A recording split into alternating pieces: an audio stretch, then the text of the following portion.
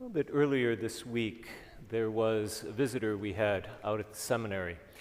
He's the rector of a large seminary in Australia, and he's on a sabbatical this year.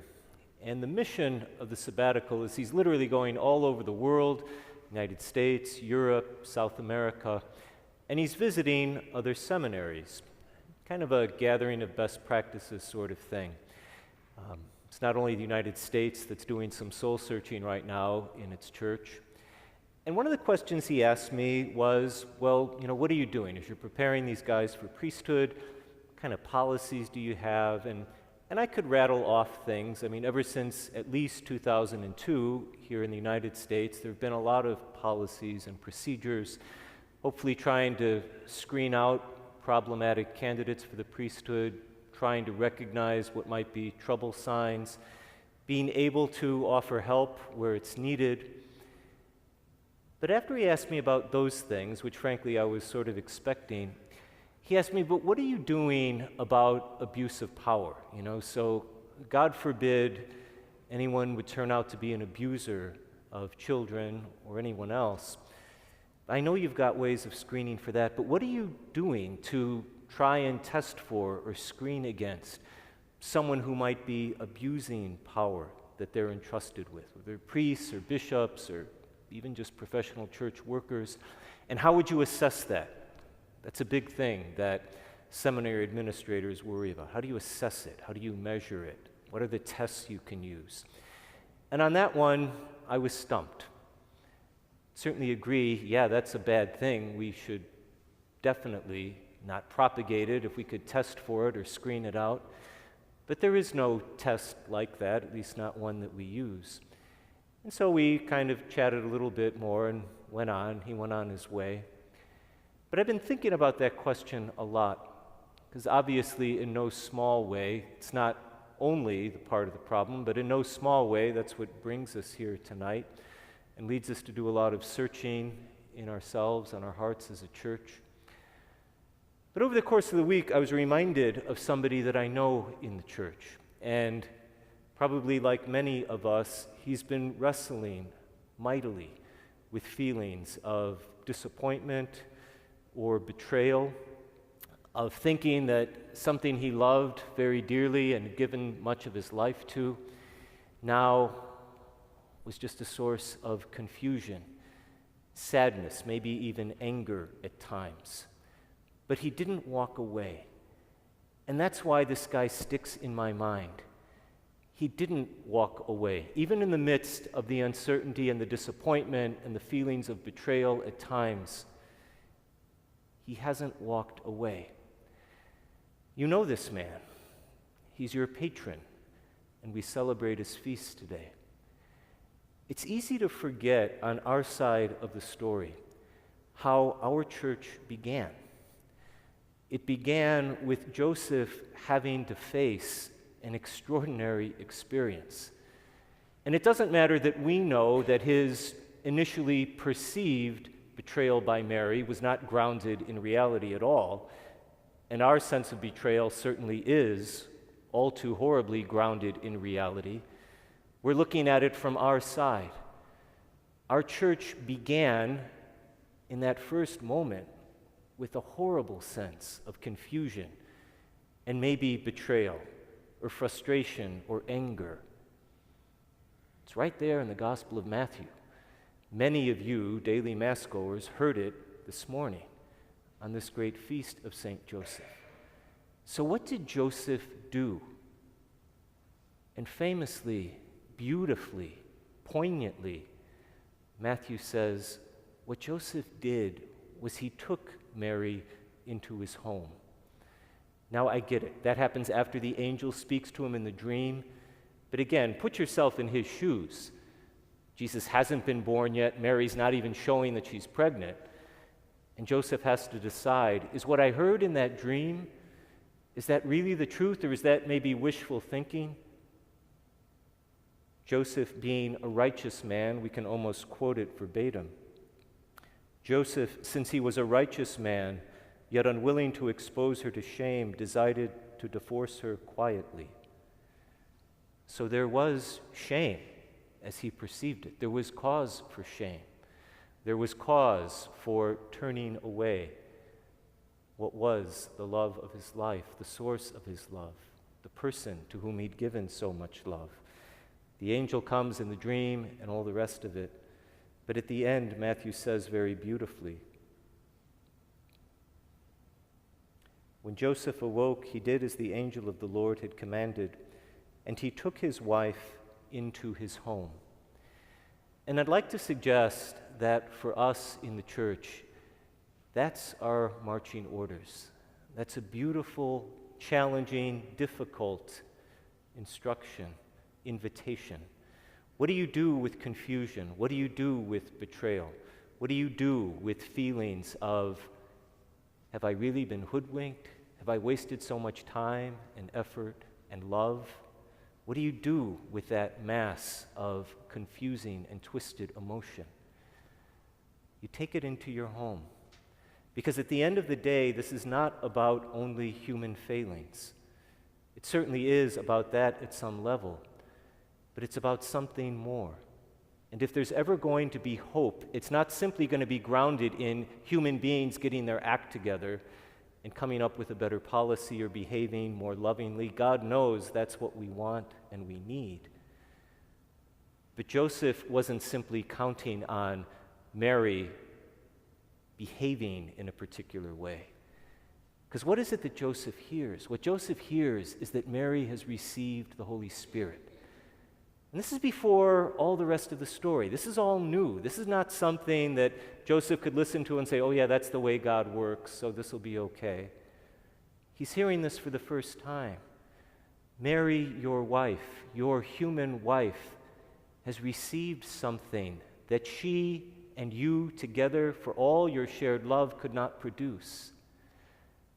And so when Paul says, as we just heard beautifully proclaimed, hold on to your hope, because at the end of the day, your hope will not disappoint you. Notice how he starts it off, and you've got it there in front of you. He says, your afflictions can lead to hope. Your afflictions can lead to hope. Not because we're sort of masochists or we just tough it out and we'll be able to take it on. He says your afflictions will lead to hope because the love of God has been poured into your heart by the Holy Spirit. What he's literally saying is, you and I have the opportunity to receive inside ourselves no less than what Mary herself received. That's where the hope is grounded. It's not grounded in a better policy, though we need a better policy. It's not grounded in better seminary screening, though we can never screen too well. It's not grounded in better parenting, though that's a beautiful thing to strive for. And let's go beyond the hierarchy. It's not grounded in better love that we give to each other as spouses or friends or parents or children. And it's that good old American way to say, I've got to try harder. There's nothing wrong with trying harder. But at the end of the day, can we believe that hope is only going to be grounded in what the Holy Spirit brings and you and I cannot? What do? We don't just sit back passively. And I'm not for a moment suggesting that we should get overly facile about this and say it's somebody else's problem or just wait and we'll get it sorted out. Let me say something that may not be so easy to hear. Look around you. Why do we have to rope off some of the pews? Because we are just barely a drop in the St. Joseph's ocean. On Sunday, these pews will be filled. Kids will be here. Young families will be here. Folks our age will be here. But they won't be roping off the pews then. And I remember when we were talking about when we might do this, and I said, well, why not do it on a Sunday? If Sunday is when this community comes together. And there's good reasons for not doing it, and I fully support doing it tonight. That would be my choice as well. But we're missing something if we simply say, we've gathered tonight and we're going to pray really hard, and it's important that we're here, but we have to ask ourselves, where are the thousands of St. Josephites who will be here on Sunday? What are they doing tonight? And it was mentioned, there's this event, that event, there's some major things going on with sports, and it's hard to bring folks out into parishes during the week. And so the challenge, I think, for us is not to say, well, how do we drag them in here? Because doggone it, they should be here on a Tuesday night. But rather it's to say, how do we help them bring this confusion or frustration into their own homes? Last Sunday, we celebrated the rite of sending, and it was an incredible privilege for me to be with them at that Mass. I'd like to call tonight the rite of bringing home. What you all have done tonight is what you said is, I'm going to come to the church, and I'm going to bring into my own heart this confusion or frustration or sadness or anger. Like Joseph, I'm going to bring it into my heart. And I'm not going to turn away, and I'm not going to divorce it quietly. I'm going to bring it into my heart. And I don't know exactly what's going to happen. In those very early days, I've got to think maybe it wasn't so easy for Joseph just to sit there with Mary by his side, a woman that he loved, to be sure, but what was all this that was getting sorted out? What did it look like to think that the Holy Spirit was there? What does it look like for all the families in St. Joseph's Parish to bring the Holy Spirit into their hearts? Because if you really want to guarantee that our church has a kind of rebirth, a renewal, a conversion, it's not simply going to be because some people get their act together, and where there needs to be justice, it's enacted, and some people are removed from power. If you really want there to be a healing and a rebirth for tomorrow and the generation after, it means that all those other folks who aren't here tonight somehow are going to have to take the church into their hearts and do it willingly. And it won't always mean that they're here on Sunday or Tuesday night, but wherever it is that their concern is. If they're with their children tonight, they are in a place where they very much want to be. They are in a place where they see their hope for the future. They are in a place where they're experiencing love or concern or living out their responsibility. How do we help them realize that taking all of that into their home or their hearts or their minivans or their sidelines at practice, that is taking the Holy Spirit in? It's easier said than done, but until we crack that nut, I hope we're never here again for exactly the same reasons. But we'll continue to scratch our heads and say, how do I take the confusions or the uncertainties that life is giving me?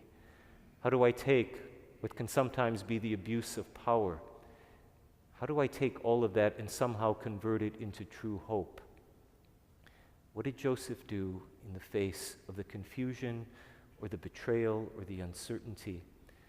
Is he took it into his home and he stayed close to it. And he allowed the transformation of the Holy Spirit to work its way in Mary's womb, to work its way into his own mind and heart. The last thing I would just say is we've got to name for ourselves what's making that hard for us. If there are things, this side of paradise, we're never going to fully take in the Holy Spirit and fully let our minds and hearts be conformed. So what is it that's making it hard to love? If it's a feeling of betrayal, then name it, call it out. I know many of you have already, but don't stop doing it. If it's a feeling of disappointment, then name that and call it out. And that's what's happening tonight, and that's why this is a beautiful example of the rite of coming home and bringing home. It's a process, it takes time, but at the end of the day, there's no real shortcut. And if that guy from Australia were back and I were talking to him again, here's what I would say. I would say, what are we doing to ensure that there aren't abuses of power? What are we doing to ensure that the priests of tomorrow don't propagate some of the horrific crimes and sins that we're seeing today? Say, I'll tell you what we're doing. We're taking these guys and we're putting them into homes. We're putting them into places where they themselves have to experience what it looks like for someone else to take another into their home with uncertainty, with hope, to be sure, but without a crystal ball. You've got some of them here. This is a home you've taken them into. Some of you literally taken them into your kitchens and living rooms. Velasco's appetite is legendary. I know you feed him. But that's what it looks like. It's better than any policy. Now, that's one example of seminarians going into parishes. But what does it look like for you, for the future of the church that we love? And it's little kids right now, tonight, who are at practice or doing their homework. It's parents who can't manage to be here tonight because they got 1,000 things on their plates. But can they ever connect that the love they're putting into their children now really is taking into their homes the source of hope for the future of the church? We live in a church today where people almost never make those connections. And that's a beautiful thing that those of us who are here tonight and reflecting on it can do. Communities for the kingdom, taking into their homes and allowing the Holy Spirit to pour in and convert. But we need to talk about that more. We need to be explicit about it.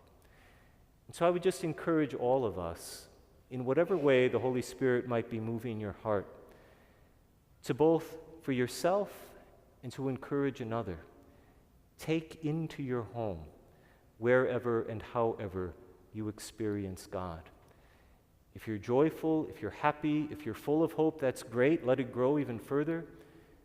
But if you're frustrated, or you're feeling betrayed, or you're angry, or you're sad, may be more difficult, but take that into your home all the more and sit with it and slowly allow the Spirit to love you, not in spite of those feelings, but directly through them and in the heart of them. Our patron today and your patron 365 days of the year is a beautiful model of what it looks like to wake up one day and say, what I thought was the very object of my love has suddenly become the source of my disappointment and my fear and my sadness and my feelings of betrayal. Maybe it was just for one split moment, but that was a split moment at the beginning of our church. And what did he do with that? Precisely what we are invited to do. Take it into your home.